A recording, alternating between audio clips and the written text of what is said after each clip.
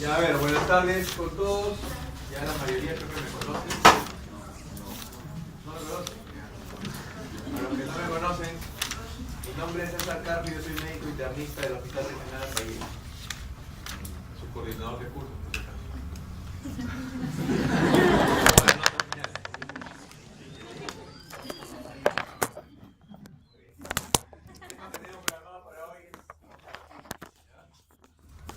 Me dicen que ya están avanzando en esta clase. ¿Cómo va? ¿No falta el doctor Marcial?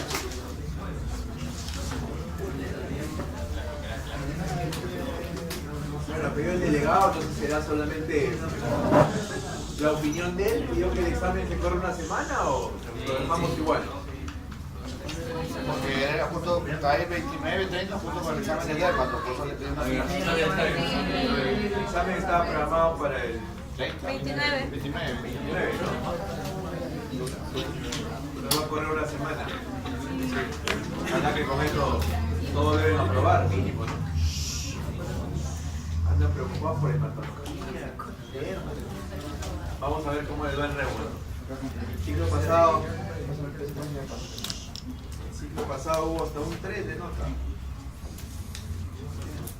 ¿Cómo es eso? Hay enlaces y las fechas pasan.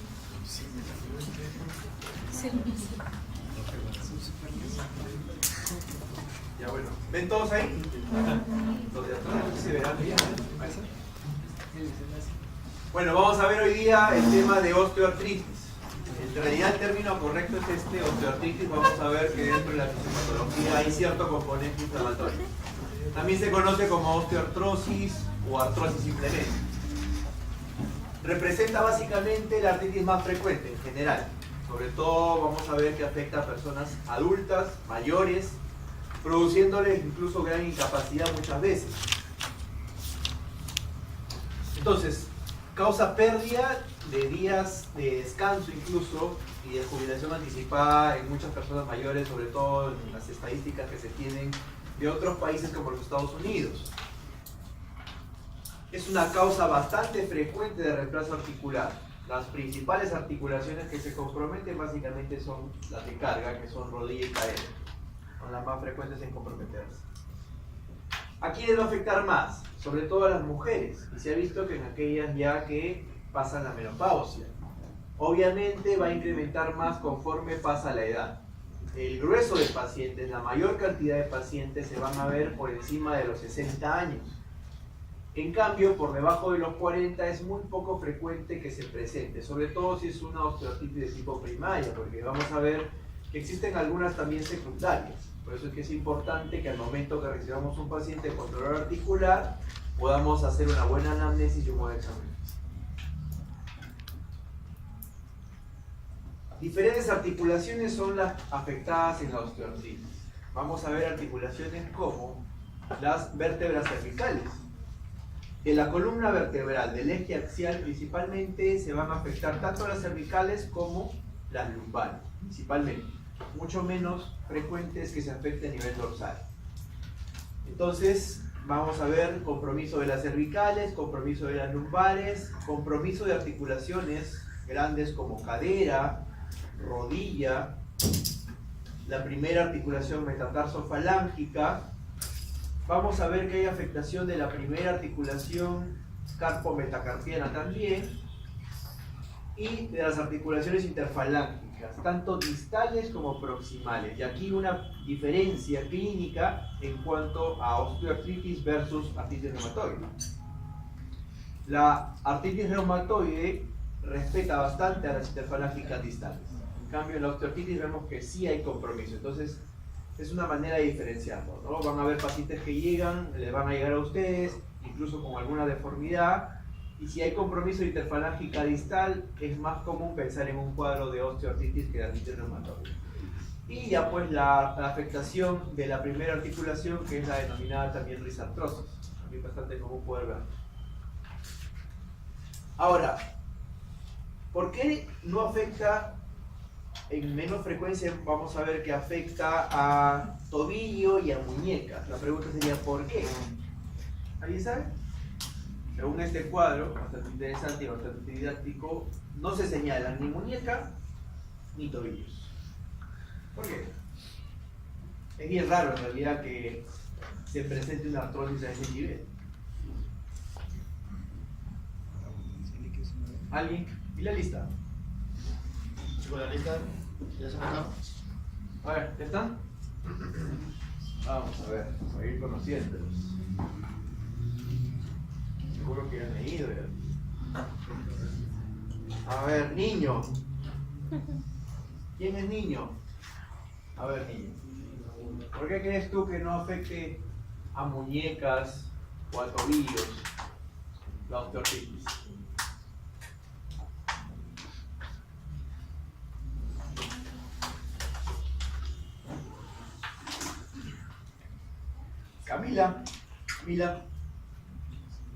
Camila Segura.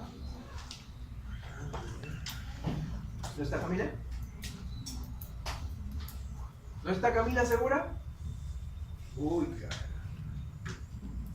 Sorpresas que da la vida. Dame un noticiero.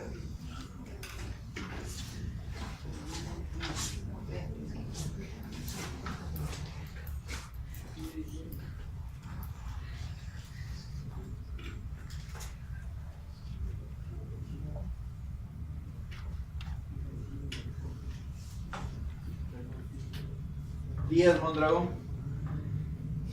A ver, Díaz. ¿Algo? ¿Una idea?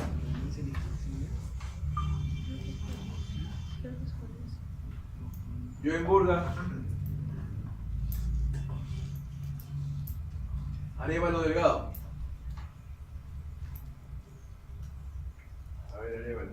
Andrés. Bueno, eso tiene una explicación en el sentido evolutivo. Guiándonos de la teoría de la evolución, inicialmente éramos animales de 4 patas. Por lo tanto, tanto las muñecas como los tobillos son articulaciones mucho más adaptables a la carga. Pero la rodilla y la cadera no era así, debido a que caminábamos en 4 patas inicialmente, pero ahora como lo hacemos en 2, las que más sufren son justamente cadera y rodilla, que son las que más se afectan a nivel general. Bien, entonces, ¿cómo podemos definir osteoartritis? A ver, Nunura. A ver, Nunura. ¿Cuál es la definición de osteoartritis?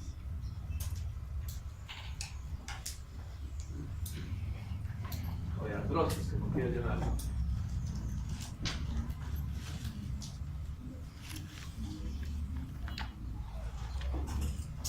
¿Ah? ¿Reque? A ver, Reque.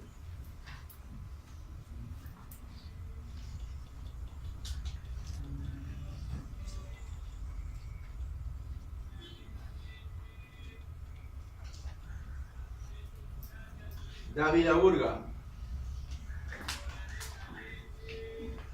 A ver, David.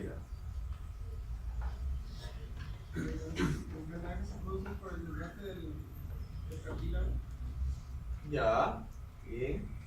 García Casusol. Un deterioro progresivo del cartílago. Deterioro progresivo. Tenorio.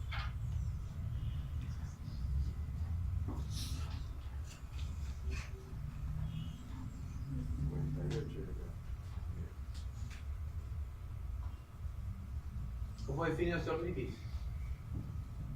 Desgaste de las articulaciones del hipodeposo. Desgaste. De las articulaciones. Ya. Entonces la definición es que es una falla articular. Hay una falla articular caracterizada por afectación justamente del cartílago articular sobre todo.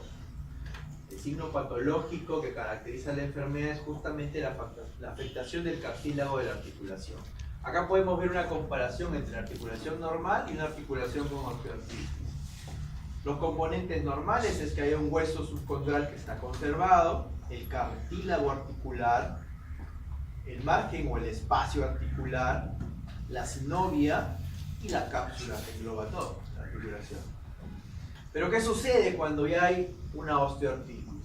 Se daña ese hueso subcondral, empieza a haber una irregularidad, un remodelamiento de ese hueso subcondral, se daña el cartílago, se daña la cápsula, empieza a haber un engrosamiento, una fibrosis de la cápsula, se degrada el cartílago, la sinovia se inflama, también hay sinovitis, por eso es que hablamos de osteoartritis. Y se forman algunas excrescencias óseas, osteocitos, ya la articulación se puede volver tumefacta por afectación de tejidos blandos. Entonces, ¿cuál es la fisiopatología? ¿Cómo se explica todo esto? Todo empieza a partir de diferentes fuerzas mecánicas que van a alterar el metabolismo del condrocito. Condrocito que se encuentra a nivel del cartílago, que es célula propia del cartílago. ¿Qué va a pasar cuando se altera este metabolismo del condrocito? El condrocito va a empezar a liberar diferentes citoquinas inflamatorias y todas estas van a provocar diferentes afectaciones, van a provocar afectación sobre el mismo cartílago, van a producir que este se empiece a destruir y que se empiecen a sintetizar productos de degradación del cartílago. Todos estos productos de degradación van a ir hacia la sinovia y van a sufrir destrucción también por parte de los macrófagos y aumento de producción de componentes o de citocinas inflamatorias, lo que conlleva que esa sinovia se inflame y se desarrolle una sinovitis. Por otro lado, ese condrocito también afecta directamente al osteoblasto, provocando la remodelación de ese hueso subcondral. Y además genera factores de crecimiento que a su vez van a dar lugar a la formación de excrescencias óseas, lo que lo conocemos con el nombre de osteofitos. Entonces aquí una vez más podemos ver cómo es todo un círculo vicioso. Se afecta el condrocito, se producen o se sintetizan productos de degradación del cartílago que van a inflamar a la sinovia. La sinovia responde provocando más inflamación y todo es un círculo vicioso.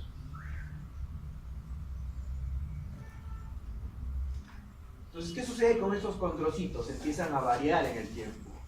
Inicialmente se vuelven hipertróficos, empiezan a crecer. Por último, terminan siendo apoptóticos, autodestruidos. Se pueden formar también fibrocondrocitos. Vemos a ver que hay variaciones del colágeno. El colágeno tipo 2 aumenta inicialmente y luego disminuye, mientras otros tipos de colágeno como el 10 y el 1,3 empiezan a aumentar.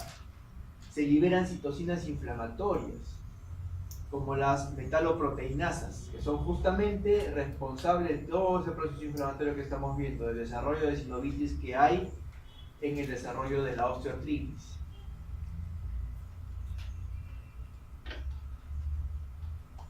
Bien, entonces hay diferentes factores de riesgo que pueden condicionar a que suceda todo esto.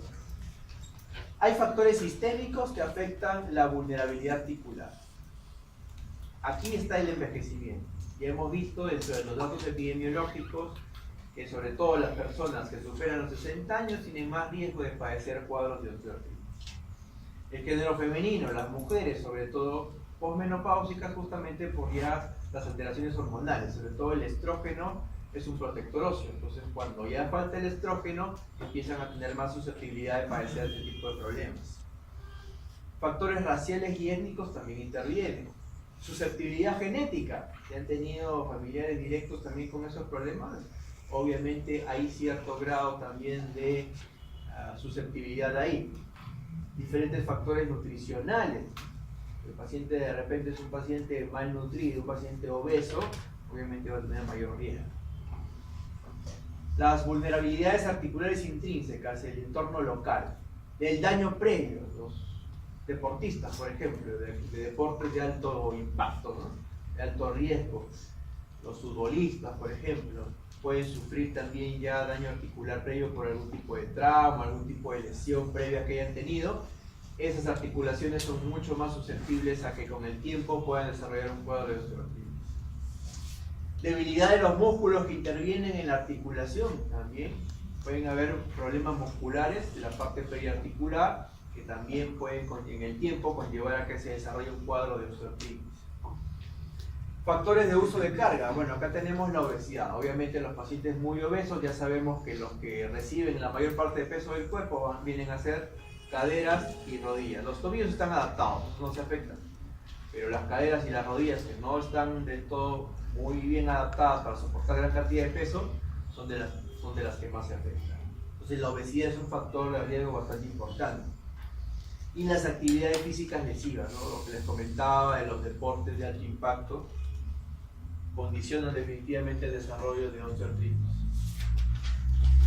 Entonces, hay diferentes factores como el envejecimiento, de los principales son estos: el envejecimiento, la hiperpresión mecánica o traumatismo y la genética. Todo esto genera cierto estrés que va a alterar al final el condrocito, afectación también del condroblasto, y por último va a haber afectación de la sinovial, va a haber un proceso inflamatorio también en los cuadros de osteoartritis. Bien, entonces lo que ya comentábamos, la edad es un factor de riesgo importante. El punto de corte son 60 años, pero mientras más arriba, más riesgo. Por eso es que acá se menciona 75 años. En este tipo de pacientes, a partir de ahí es donde más cambios radiológicos se ven. Las mujeres definitivamente más riesgo que los hombres. La obesidad, importante factor de riesgo, por eso es que vamos a ver que dentro de las medidas terapéuticas o preventivas está también el manejo de la obesidad. Ejercicios de alto impacto, ¿no? Los futbolistas o aquellos que hacen bastante tipo de esfuerzo físico, ejercicios con bastante resistencia, también están en mayor riesgo.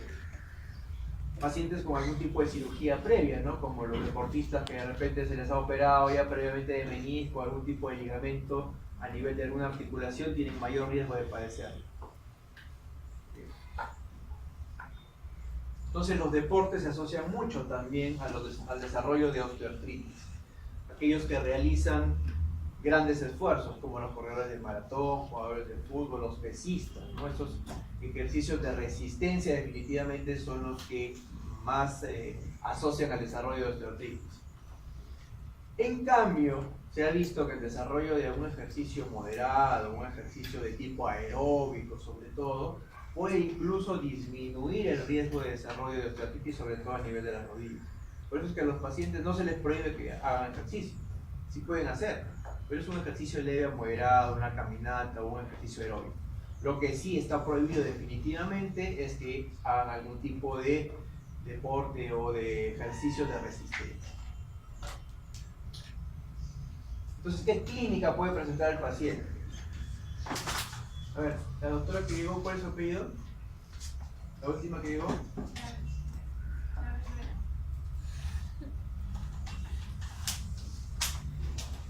¿Ya estás anotada acá o? ¿Cuál es como los partidos políticos que no están miembros fantasmas?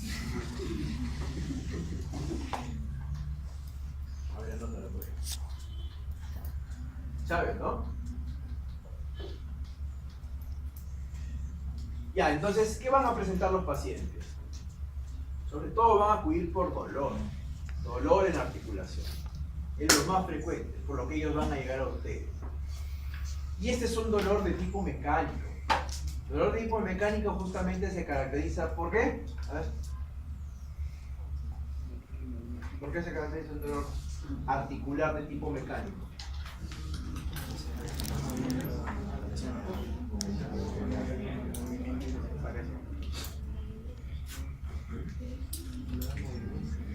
Dolor al movimiento. Ya, a ver, Flores Jiménez. Flores Jiménez a la 1. Flores Jiménez a las 2. Otro miembro fantasma. Pero dije que está anotando anterior a la que se me apuntaba. Es la clase. Doctor, a mitad de la clase de doctor Pini se ha retirado. No, pero esta es otra clase, ¿ah? Está bien que tenga una doctor Piña, pero esta es otra clase.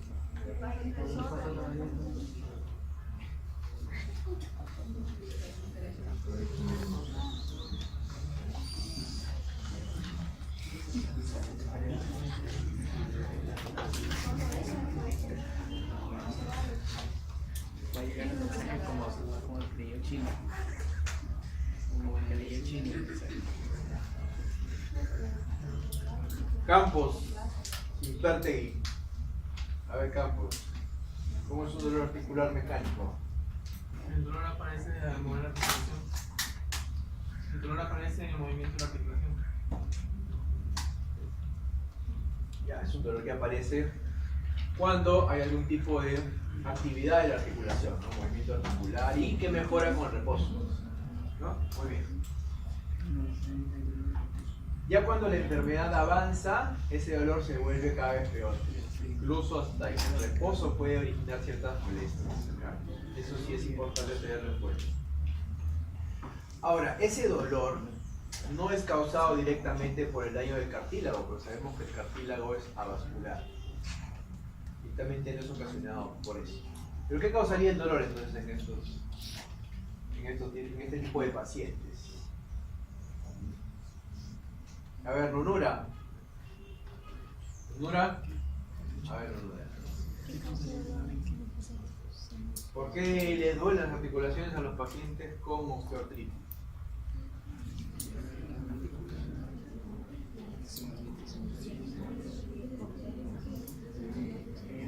¿Ah? Relacionamientos. ¿Reque? A ver, Reque. La sinovitis que va a tener. Ya, hay algunas hipótesis, dentro de eso obviamente se maneja el proceso inflamatorio, ¿no?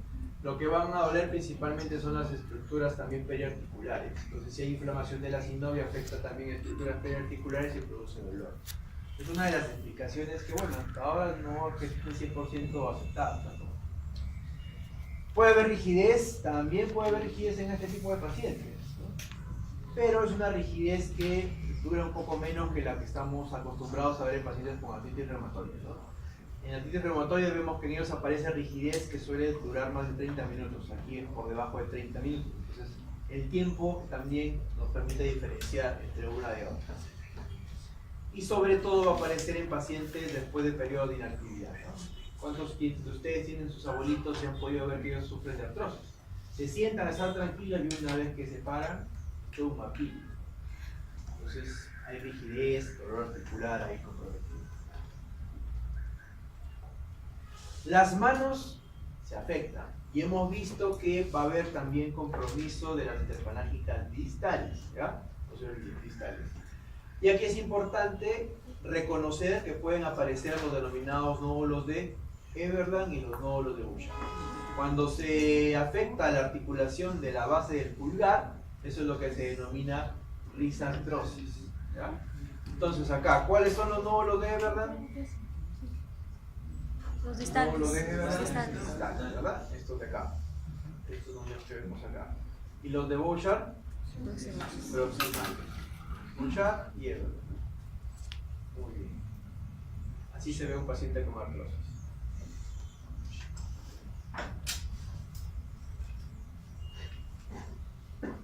A nivel de miembros inferiores podemos ver algunas posturas un poco especiales como esta. ¿Cómo se denomina esta postura? El paro, ¿verdad? El paro. Las piernas empiezan a arquear. Muy bien. Entonces, una vez que nosotros recibimos al paciente, el paciente generalmente va a venir por dolor, hay que preguntar si también obviamente hay rigidez. ¿Qué más podemos preguntar? A ver. Joel, Burga. ¿Qué más le preguntas al paciente? El paciente viene por dolor articular, ya. ¿Qué te interesa saber entonces? El tiempo que dura el dolor. Ya, muy bien, el tipo de dolor, ¿qué más? Si solamente debe ser localización o hay afección. Ya, características semiológicas del dolor. Ya, perfecto, ya lo entendí. ¿Algo más? A ver. Albitres. A ver, albitres. Viene por dolor articular. Ya, se te energía el dolor, te rayas con la simetría de la energía. ¿Qué más? ¿Qué más te interesa saber?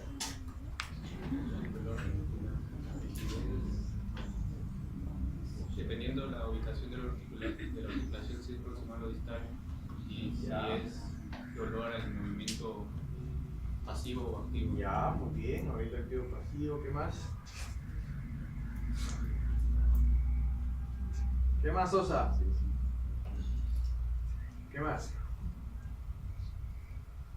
Características del dolor. Si el dolor es el movimiento activo, pasivo, el nódulo, ¿qué más?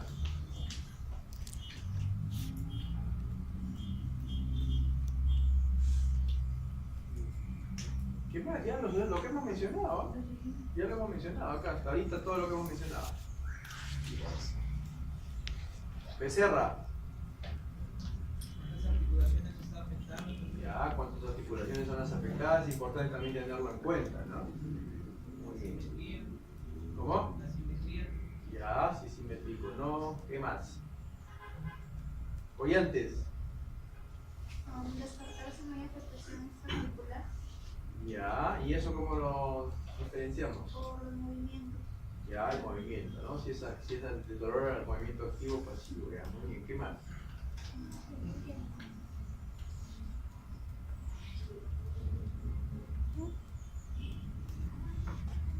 ¿Qué más? Hay que preguntar, me refiero a la anamnesis, lo que tienen que preguntar, que les interese saber.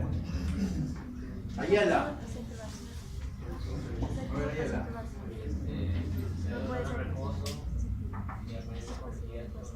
Ya, la rigidez, ¿no? Lo que hemos mencionado también está asociado, hay que preguntarlo si aparece rigidez, muy bien. Pero ¿cómo le preguntaría? Si usted tiene rigidez, de repente ni te entienden, ¿no? ¿Cómo le preguntaría? Ya, la articulación, el caso de que las manos sean las comprometidas, es que puede hacer puño, tiene dificultad para hacer puño o coger una taza, ¿no? Bien. Vázquez. ¿Qué más? Dentro de la anamnesis. Ya llegó tu paciente con dolor articular. Vamos a preguntar si hay presencia de fluidos a realizar los movimientos. Y eso lo vas a ver tú en el examen, pero en anamnesis. Que te preguntes, que te interesa saber. Ya lo que hemos mencionado hasta ahora.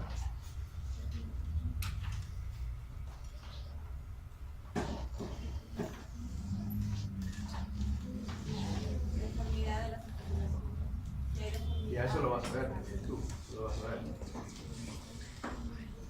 Cotrina Cerquera, María Elena. Cotrina. Ah, ya. A ver.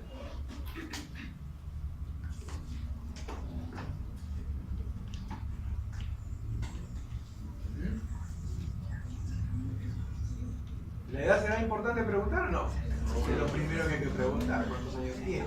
2. ¿Ya sufrió algún tipo de traumatismo previo? Pues muchachos, no se olviden, traumatismo, ha practicado algún tipo de deporte. ¿Cómo? Claro, entonces esas cosas son importantes en cuanto a la anamnesis, en cuanto a lo que ustedes deben interrogar. ¿Ya? Luego ya va a venir el examen físico, ya lo van a examinar. Ahí que pueden encontrar, obviamente pueden encontrar dolor a la palpación. Pueden encontrar también tumefacción articular, ¿no? Ya hemos visto que la articulación puede aumentar de volumen por el proceso inflamatorio que se desarrolla. Pueden aparecer deformidades, y esas deformidades en el caso de las manos, de los pies, puede haber afectación de interfalángicas distales, que lo diferencia con artritis reumatoide. Puede aparecer derrame sinovial, claro, se hincha la articulación, porque puede haber también un derrame sinovial, pero cuando se hace el estudio de ese líquido, vamos a ver que no es un líquido de características inflamatorias, sino de características mecánicas. Pueden haber crépitos gruesos o crepitantes, ¿no? Cuando uno hace el movimiento de la articulación, van a ver o van a escuchar un sonido pues, bastante peculiar, las crepitaciones. Y obviamente va a haber limitación de la movilidad. Mientras más severa la osteoartritis, mayor limitación.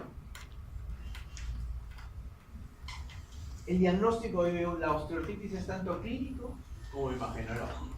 No se necesita más, no es como la artritis reumatoide que necesitamos pedir criterios y todo. La artritis reumatoide, no sé si han tenido su clase de todavía, ¿no? Pero ya van a ver, la artritis reumatoide es una enfermedad sistémica. No solamente se limita a las articulaciones, terminan afectando otros órganos. La osteoartritis es exclusiva de las articulaciones, no va a haber otro compromiso. ¿Ya? Entonces, el diagnóstico de osteoartritis es tanto clínico como radiológico, no hay más. Entonces, es importante solicitar una radiografía, nos va a servir mucho. ¿Qué vamos a buscar? Si es que hay pinzamientos o estrechamientos del espacio articular. Por ejemplo, aquí. Vemos que en la articulación normalmente hay un espacio articular, como este. Pero vemos que el de acá está disminuido ese espacio articular. Eso es lo que se denomina pinzamiento articular. Y hay un pinzamiento que es asimétrico. ¿Vemos? ¿Ven acá? Está conservado el espacio, mucho más grande. Y acá está reducido ese espacio. Esa es otra característica radiológica. En este caso es una rodilla. Hay un pinzamiento asimétrico de la rodilla. fuera artritis la que está comprometiendo el hueso, puedo ver pinzamiento también, pero un pinzamiento simétrico.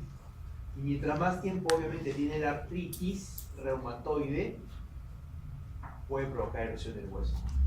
Cosa que no voy a ver acá en la osteoartritis. Pinzamiento o estrechez asimétrica también es una característica radiológica de la osteoartritis. También puedo ver en manos. Aquí ya lo puedo ver, miren, prácticamente fusionado el hueso. Eso ya es lo que se conoce como una anquilosis. Anquilosis o la fusión ósea.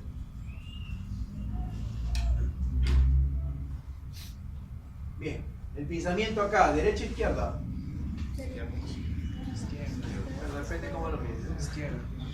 Aquí está el pinzamiento. ¿Esto qué cosa es? ¿Y esto qué será? Esta línea gruesa que ven acá es la esclerosis del cartílago. Y estos de acá son excrescencias óseas, o sea, son los osteofitos. Igual acá, pinzamiento asimétrico. Y miren acá en cadera, prácticamente es uno solo, ¿no? Se han fusionado. No hay espacio articular visible. Anquilosis. O sea, esa cadera definitivamente tiene que ir a reemplazo. Bien. ¿Qué señala el triángulo? ¿Qué está señalando el triángulo? Osteofito. ¿Qué está señalando la flecha blanca? Pinzamiento singular. ¿Qué está señalando la flecha negra? Muy bien. Ya está ya. Listo. ¿Qué más?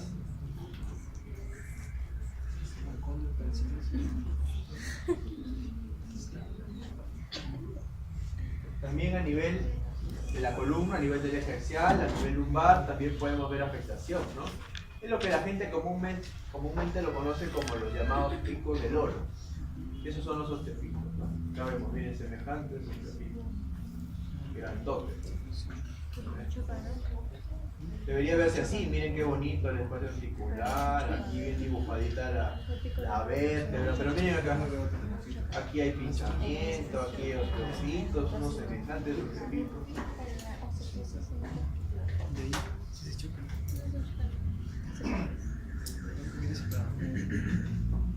Y por último, entonces, una vez que ya hacen el diagnóstico, ya saben, una buena anamnesis, un examen físico, su radiografía de la articulación o las articulaciones comprometidas, y se hace el diagnóstico. Una vez que se hace el diagnóstico, ya hay que ir al manejo, al tratamiento. Hay diferentes opciones. Lo que de todas maneras se debe hacer es pedirle la modificación en el estilo de vida del paciente. Por ejemplo, ¿qué tipo de modificaciones en el estilo de vida pedirías? A ver. Palacios Segarra. Modificaciones del estilo de vida.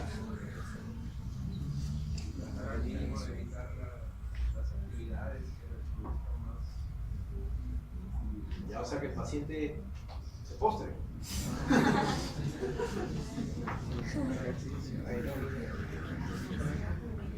La Torre. Exacto. Bueno, realizar ejercicio moderado, el control del peso también. Ya, ejercicio sí. Puede ser un ejercicio leve moderado, de preferencia aeróbico. Nada de resistencias, eso sí. ¿Qué más? Pérdida de peso. El peso es importante, ¿no? Tiene que mantener un índice de masa corporal adecuado. Por eso yo también ya estoy de dieta, ¿no? Si más viejito ya me van a doler las articulaciones. ¿Qué más?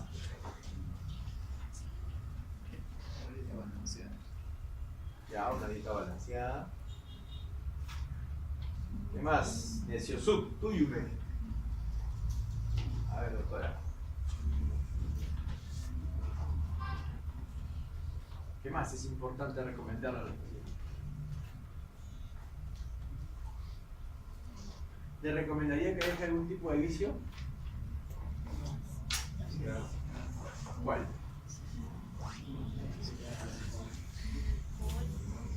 El alcohol. ¿Por qué? Porque está borrachito y se puede caer y se golpea. Es un antecedente ya, un trauma es un antecedente. A ver. Ayala. Otra vez ya. Con Lorena, a ver, Lorena. Cigarro. El tabaco. Ese es un factor importantísimo, ¿ya? Así como es importante para la artritis reumatoide, también es para la osteoartritis. Definitivamente hay que prohibir el tabaco. El tabaco se asocia a mayor riesgo. Muy bien.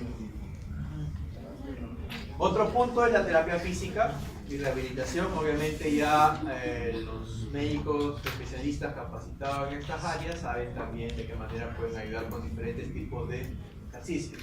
La terapia farmacológica, la viscosuplementación, el lavado de la desviación y por último ya el último eslabón viene a ser la terapia quirúrgica, no el reemplazo de la articulación. Entonces, en manejo no farmacológico hay que educar al paciente, hay que darnos un tiempo. Eso es a veces un poco complicado porque tenemos muchos pacientes, pero hay que tratar de hacerlo. Educar al paciente, tratar de que el paciente nos entienda. A veces es recontra difícil, ¿no? Porque sobre todo en el Ministerio de Salud recibimos gente a veces bastante nivel bien bajo, a nivel cultural, y es bien complicado que a veces te entiendan, pero hay que estar ahí insistiendo en repeticiones una y otra vez. ¿Ya? Eso es importante, educarlos. La reducción de peso ya lo han dicho, la terapia física, el reposo es importante, pero tampoco al paciente no le vamos a prohibir las actividades. Entonces, pueden hacer, pero dentro de sus posibilidades. Corregir algún tipo de normalidad mecánica, bueno, y pueden usar apoyo como los bastones, las muletas, las caminadoras. Entonces, miren, han habido algunos estudios en los cuales se ha demostrado que el educar bien al paciente, que el paciente se entienda y que tome conciencia de su problema, ayuda incluso a reducir el dolor y por ende el costo, ¿no? El costo de la atención. Entonces, es algo bastante importante. Y no olvidarse siempre del tabaco, factor importante. La obesidad. Se ha demostrado ya que la pérdida de 2 puntos en el índice de masa corporal reduce hasta un 50%, casi la mitad, el riesgo de desarrollar osteoartritis de rodilla en las mujeres. Entonces, atención chicas, dieta, ya saben, que viene el verano también, les conviene. Dentro de la terapia farmacológica, ¿ya? Por más que nos molesten y nos saquen memes que los doctores paracetamol, es así pues, el acetaminofén o paracetamol es de primera línea. Es de primera línea y hay estudios que lo avalan. Se ha demostrado que es más eficaz definitivamente que el placebo y es comparable en eficacia incluso con los antiinflamatorios no esteroideos. ¿Y cuál es la ventaja de paracetamol a usar AINES? ¿Cuál es la ventaja? A ver, Zorrilla. ¿Zorrilla Pereira? A ver. Menos gastrolesivo, ¿qué más?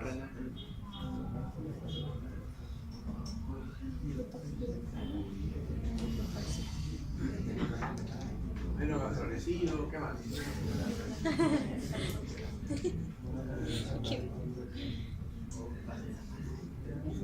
Tenorio Maldonado. Menos gastrolesivo.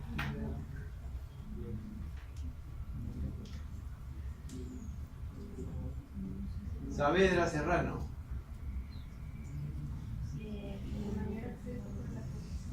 Obviamente el costo es mucho menor, pero es más accesible. Muy bien, bien.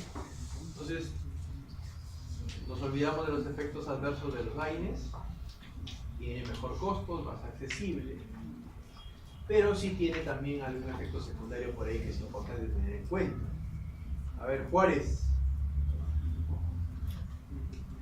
Y hay que tener cuidado cuando le indicamos paracetamol al paciente. Cuando el paciente no tiene un problema hepático. Ya, puede ser hepatotóxico, sobre todo si es que la dosis bastante alta, ¿no? No se recomienda exceder de cuánto al día. De 4 gramos en realidad para una persona adulta promedio, ¿no? De 60, 70 kilos. No exceder de los 4 gramos. Más de 10 gramos al día ha demostrado que puede desarrollar incluso insuficiencia hepática. Entonces eso sí hay que tenerlo en cuenta. Los AINES es otro